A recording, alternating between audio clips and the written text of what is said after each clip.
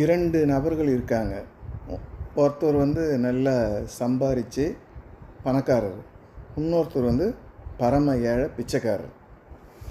இருவரும் ஒரு பெரிய கடைக்கு சாப்பிடுவதற்கு தின்பண்டங்கள் வாங்க செல்கிறாங்க.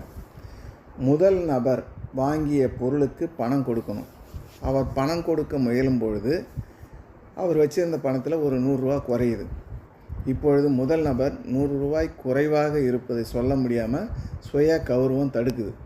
இருந்தாலும் அவர் கேட்கிறார் என்றே வைத்துக்கொள்வோம். கடைக்காரர் தருவாரா? சற்று யோசித்து பாருங்கள்.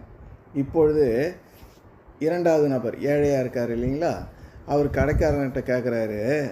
எப்படி கேட்குறாருன்னா, ஐயா, என்னிடம் பணம் இல்லை, சம்பாதிக்கும் திறமையும் இல்லை, பசி காதை அடைக்குது, கொஞ்சம் ஏதாவது சாப்பிட கொடுங்க என்று பிச்சை கேட்டால் கடைக்காரர் எதையாவது எடுத்து 2வது நபர் பசியார கொடுப்பார்.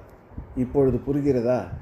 நம்முடைய சுய கௌரவத்தை களைந்து இயலாமையை ஏற்றுக்கொண்டு இறைவனிடம் கையை உயர்த்தி என்னை ஏற்றுக்கொள் என்று கேட்டால் நிச்சயம் ஏற்றுக்கொள்வான்.